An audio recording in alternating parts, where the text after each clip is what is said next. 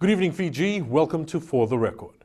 Tonight, we look back at the tropical depression that affected our country, specifically the Central Eastern Division, and the toll it took.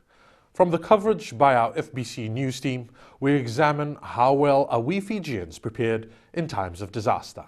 And are we really taking enough precautions after natural disaster warnings have been issued? Last week, the country was hit by the adverse weather while still trying to deal with the biggest dengue outbreak the country has ever experienced.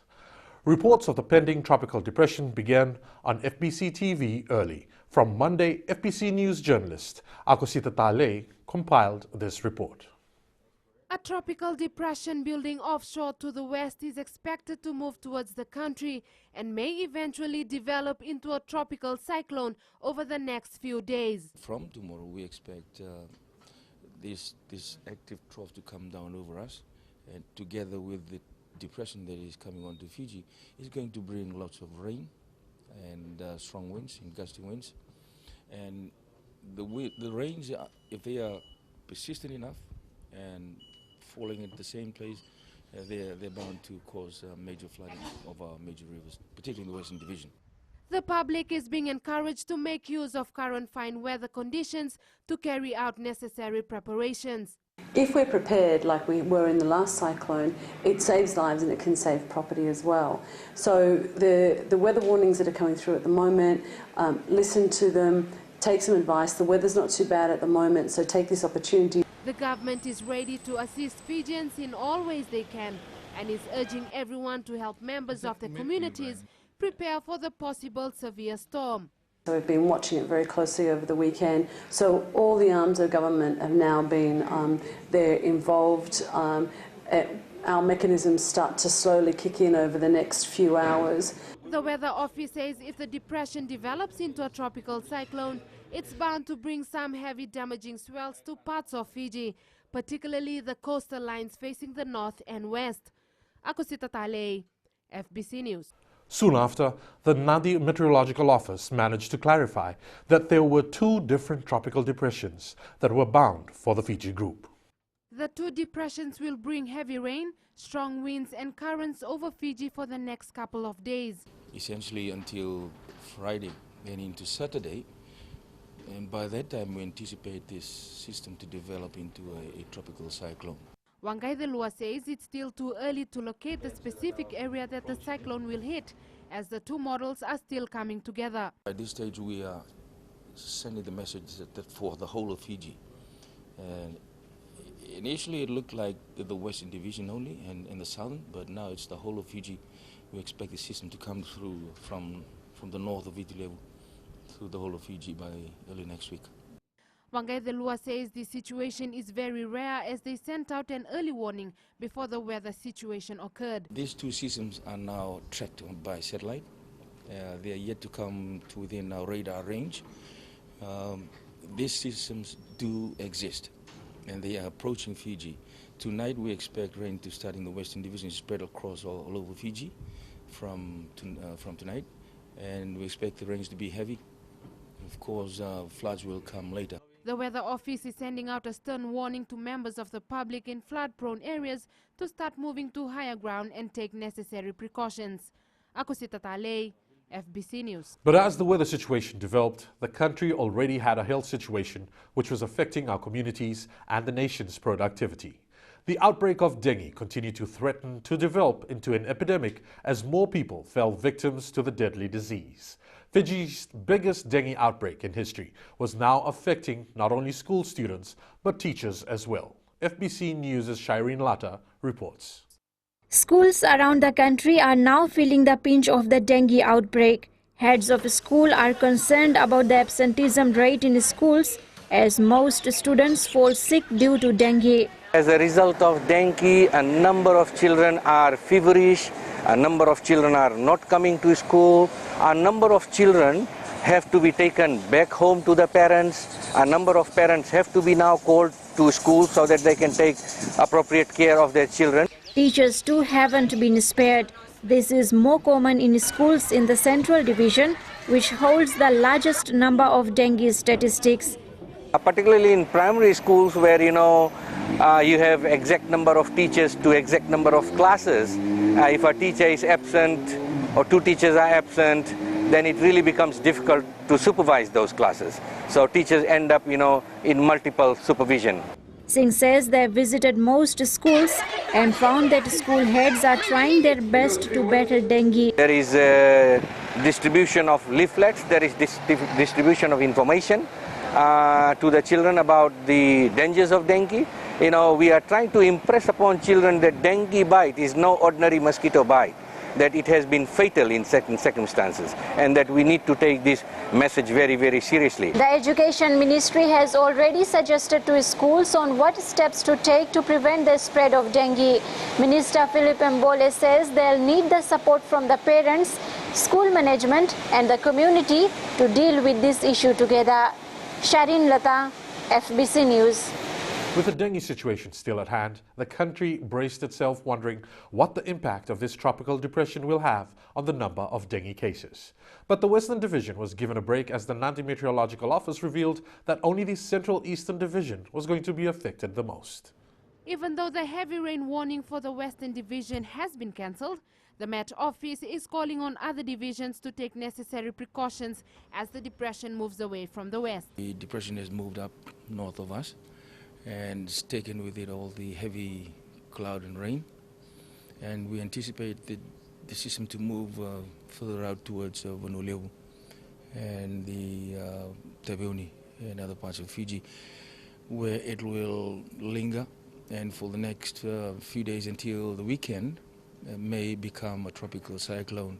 With Tropical Depression 14F moving away from Fiji this morning, Wangai Delua says they're keeping a much closer eye on Tropical Depression 15F that has moved northeast from Viti Levu. The associated convergence, that's all the cloud and the rain that's now affecting, as you can see on the satellite pictures as well as on the radar. It's affecting the eastern parts and the eastern divisions, the northern division, as well as Kandavu. All that is causing heavy rain and possible flooding, particularly flash flooding of low-lying areas. Wangai Delua adds they're closely monitoring the movement of the depression. If the depression does develop or shows signs that it will develop into a significant system or tropical cyclone and sustain itself from there on, then only we can call it a tropical cyclone. But at this stage we're looking at Saturday morning to do that. The Met Office says if the second depression forms into a tropical cyclone, it's expected to pass over the entire country and move towards the southeast. Akosita Talei, FBC News. For the Record will continue its recap of the coverage of the Tropical Depression 15F with the scenes of the floods that swept the Central Eastern Division and reports of the tumultuous work authorities had in trying to coordinate assistance at the height of the disaster.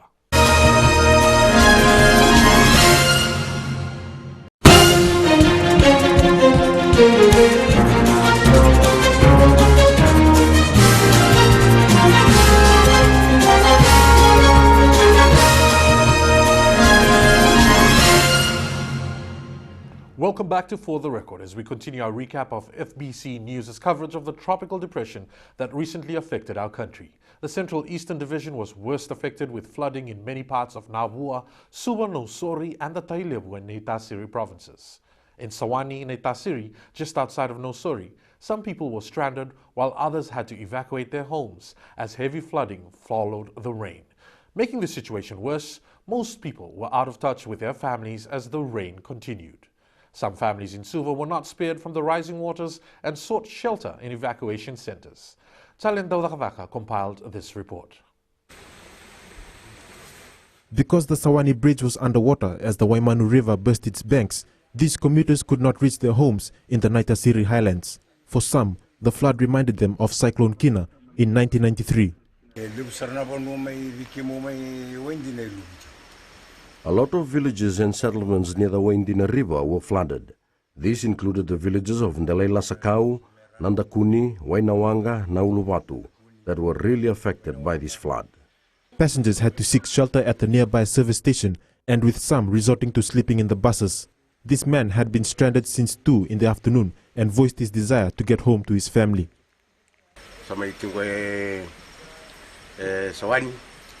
We've been waiting for almost 10 hours now because of the flood. We have people here from Naiwudini and Delela Sekau villages. We are waiting for the water to go down so we can reach our homes. Meanwhile, aside from the problems in Sawani, FBC News also visited this evacuation center at Vishnu Deo Memorial School in Rewanga, where 7 families from Wildlife Settlement were sheltering. 70-year-old Avarusi Watanoa says this was the first time in 20 years that his home was flooded.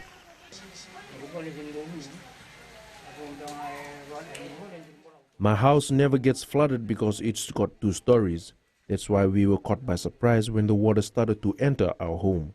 My family started to worry about our well-being, so we made our way here.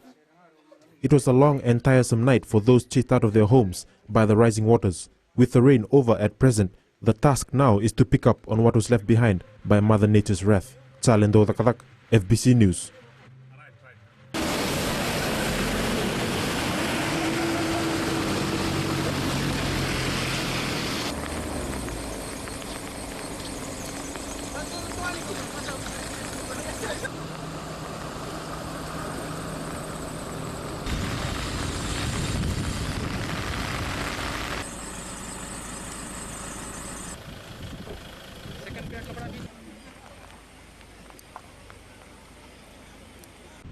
The water level at the Navua River was still very high when we arrived in the township this morning.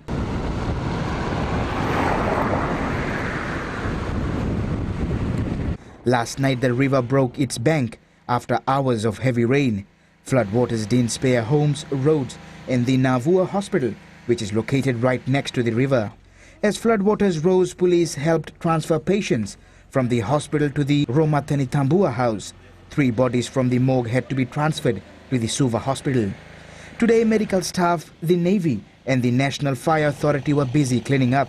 Its peak, the water level reached waist level. It was around 6 o'clock. By then, we were informed to come to Romathanitambua house. We had a makeshift clinic. From last night, we were starting to see patients. Right now, after the water level is down, we're just focusing now on cleanup to return back to Navua hospital. Minister for National Disaster Management Inia Sere Ratu also visited the area and says normalizing essential services is a priority.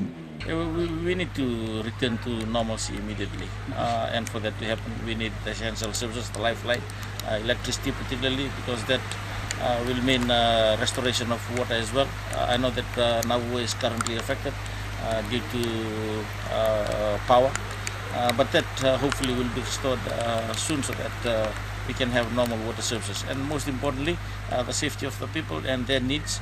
Sanjay Pal and his family in Dalia have nothing to eat tonight. All their food was washed away. So we couldn't go anywhere. We just put everything on top of the table, and then we put our kids on the top floor there, and we just waited for the water to go down. We lost like our groceries that were some under the tables and things like that, and there was no damage to the property or anything inside or the clothes or anything because we put everything on top. Mostly was groceries like flour and things like that, sugar that was on the floor, things like that. In Wanandui, 70 families evacuated to higher ground in the middle of the night. Fayaz Ali has lost over 800 ducks and with it close to $4,000 in income. This is the first time we're having this much of flood here since I was born here in 1980, and then I could not see this much of flood before. You know, people of Wanandui they're saying the water level was really high. Some of the houses there was underwater about 4 feet, 5 feet in their house. So in that situation, people can't save their food, their clothes, any kind of that items. Others in Wanandui are still trying to come to terms with what happened last night. This being a farming community, many are left counting their losses.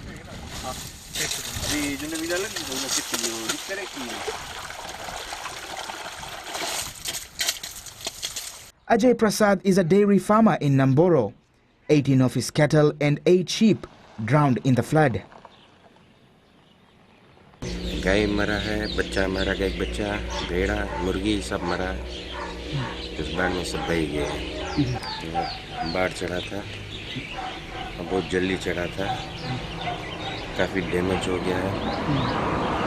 The worst may be over for the Central Division, but the hard work of picking their lives back up has only begun.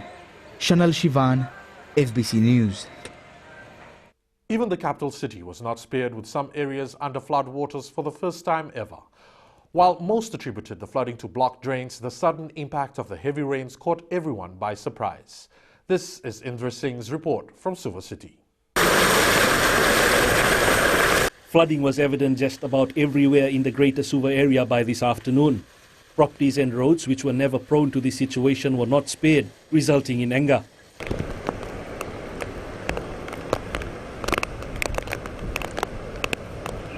Oh yes, because we've been complaining every time, right? And then it's good that Suva City Council actually heard us. But then I don't know whether was the actual planning when the road development took place. But you can see all the drainage which on the right and left hand side of the road, it's all blocked. Battling nature has become a norm for those who have faced flooding before, but for others this is their first such experience. According to DISMAC, this heavy downpour was something which didn't happen out of the blue. The warning was issued like 48 hours before. The warning that was given, it was going to be a heavy rain warning, and then it will lead to floods. Because people were looking to the cyclone, and they were not expecting heavy rain, because people generally out there, people are talking about the tropical cyclone developing. But from the Nandi Weather Office, they kept insisting that we will experience heavy rain first. It may take some time to assess the damage caused. You can't calculate anything at the moment, but yeah, it's pretty high. The faces told the stories, and with more heavy rain forecast for the next 24 hours, the situation will only get worse. The current situation that we are currently encountering, as you can see, there's a torrential rain going out there. Okay, this rain has contributed to widespread flooding, especially in the Central Division.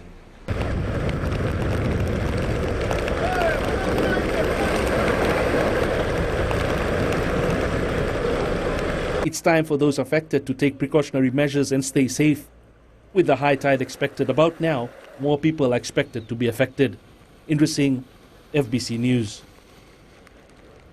Coming up, we'll look at more reports from flooding in the Central Eastern Division.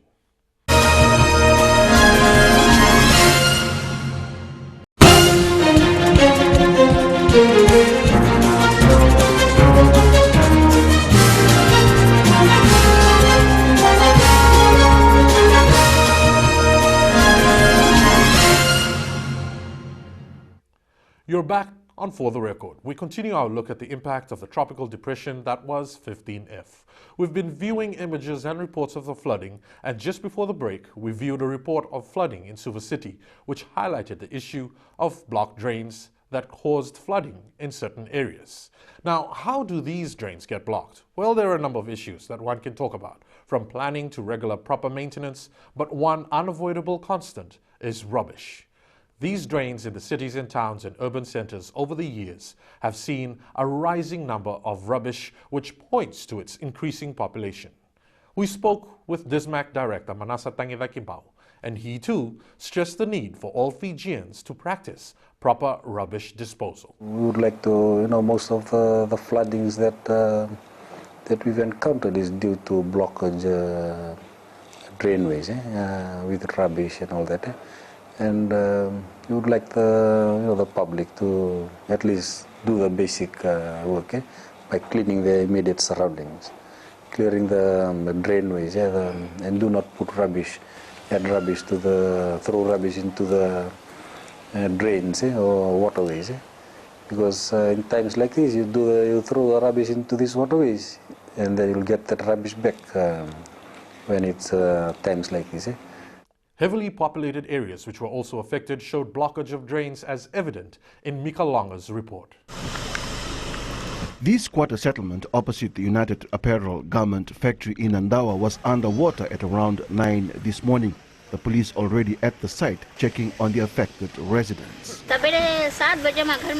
It went in at 7 a.m. this morning. The floodwater got into the house and damaged groceries, TV and other belongings. First time it came inside my house, but before it was all the time flooded here. The driver no good, the drain no good, can't stay here. Flood, Must be the flood more.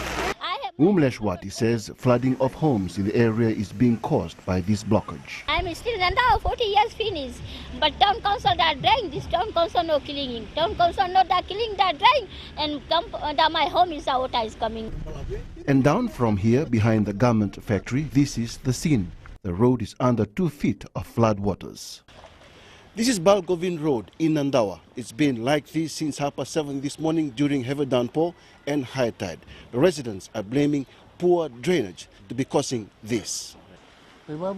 This new drain has caused this flood water to overflow into our homes. The drain is at the back there. Everywhere, all the Nandawa settlement too like this. Down our place too, the water like this. When the thing flood, the water going inside the house everywhere. The water, it's increasing gradually, and it happens every time.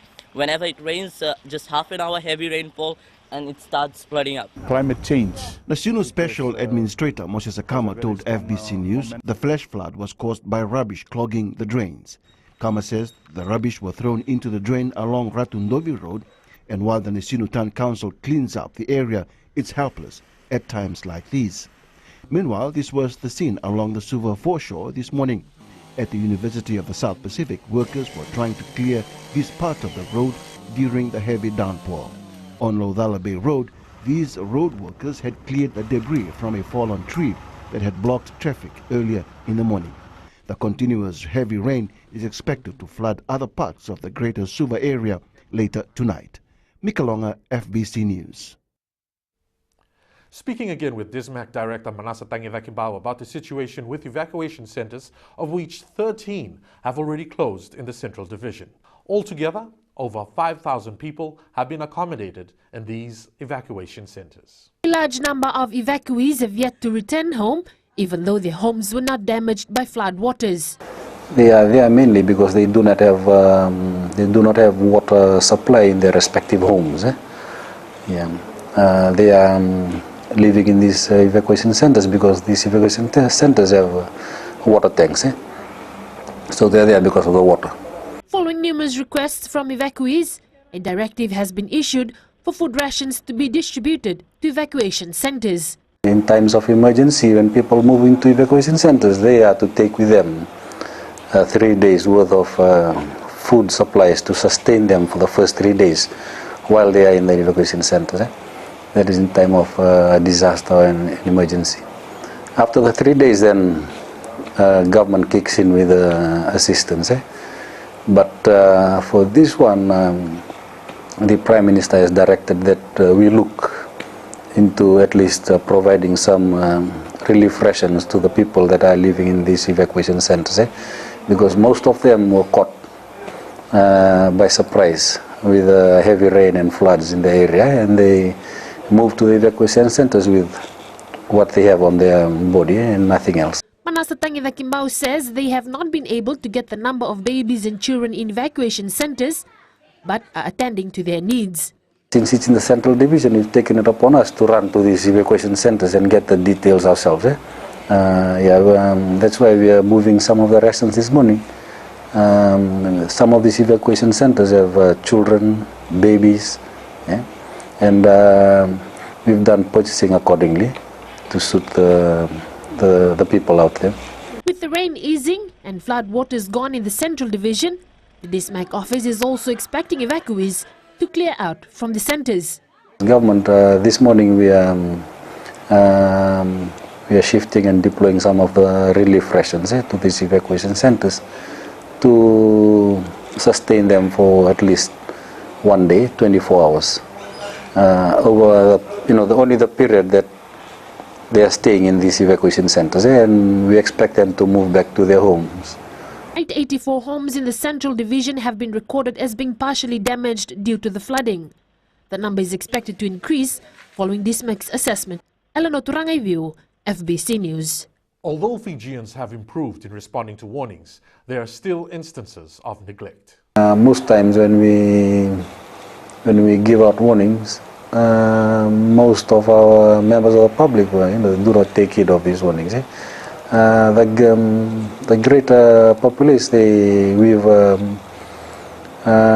assessed that there's a better understanding now, and there's a greater change of mindset on how they grasp what we are trying to relay to them, and it's all for their safety. But most of for this heavy rain, we've seen most of our kids still running around, still jumping off the bridges into swift currents. This is very dangerous. We are working hand in hand with the police on that and trying to, but we do not want to be reactive to such matters.